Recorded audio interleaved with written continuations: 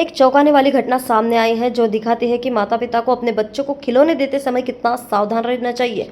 6 साल के एक बच्चे ने खेलते खेलते गलती से चुंबक निगल लिया। चंद्रपुर के गैस्ट्रोएंटरोलॉजिस्ट, पेट, लीवर और एंडोस्कोपी स्पेशलिस्ट डॉक्टर राहुल सेनानी ने टेलीस्कोप की मदद से चुंबक निकालकर बिना किसी बड़ी सर्जरी के बच्चे की जान बचाई है।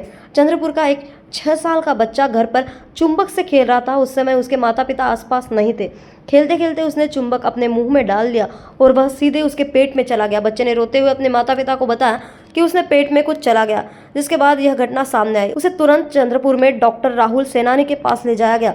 दिलचस्प बात यह है कि घटना से कुछ देर पहले ही बच्चे ने कुछ खाया था। ऐसे में उसे एनेस्थेसिया देना टेक्नोलॉजिकली मुश्किल था।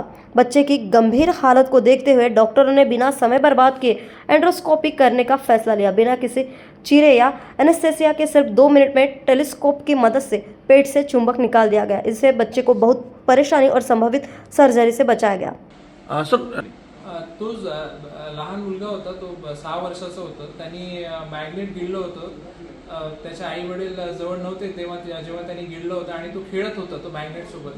तर नेमकं तो जेव्हा आला तेव्हा तो जेवण करून आला होता। त्यांनी 2-2.5 तास पूर्वीच जेवण केलं होतं। त्याच्यामुळे आम्हाला सुगणी देता येत नव्हतं आणि आम्ही सुगणी न देता ते आम्ही एंडोस्कोपीद्वारा ते मॅग्नेट बाहेर काढलं आणि मॅग्नेट जे आहे ते आम्ही दुर्बीणद्वारे जेव्हा काढलं तेव्हाही त्याला काही त्रास नाही झाला आणि काढल्यानंतरही काही त्रास नाही झाला आणि ते नेमकं 1.5 ते 2 मिनिटांमध्ये आम्ही ते मॅग्नेट दुर्बीणद्वारे बाहेर काढलं।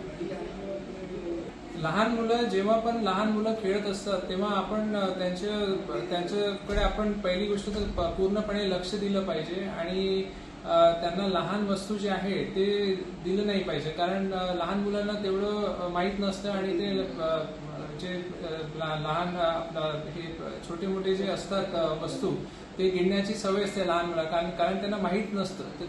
तर आई वडिलांनी किंवा घरच्या जे लोक आहेत त्यांनी काळजी घेतली पाहिजे की जे काही छोटे छोटे वस्तू आहे जे लहान मुलं गिळू शकतात त्याच्यातून त्यांना दूर ठेवलं पाहिजे, कारण त्याच्यामुळेच हे सगळे प्रॉब्लेम्स येतात आणि मग पुढे जाऊन ते जर कुठे आतडीमध्ये किंवा कुठे मोठ्या आतडीमध्ये म्हणा किंवा लहान आतडीमध्ये जाऊन अटकलं तर मग काय आपल्याला सर्जरी करावी लागते, मोठी सर्जरी करून काढावी लागते। यावेळेस आम्ही काहीच केलं नाही सर्जरी, आम्ही नुसतं दुर्बीणद्वारे सुगणी न देता काढून टाकली आहे। पण नेहमी असं पॉसिबल होत नाही, कारण पुढे जाऊन कधी कधी कॉम्प्लिकेशन्सही होतात याच्यामध्ये।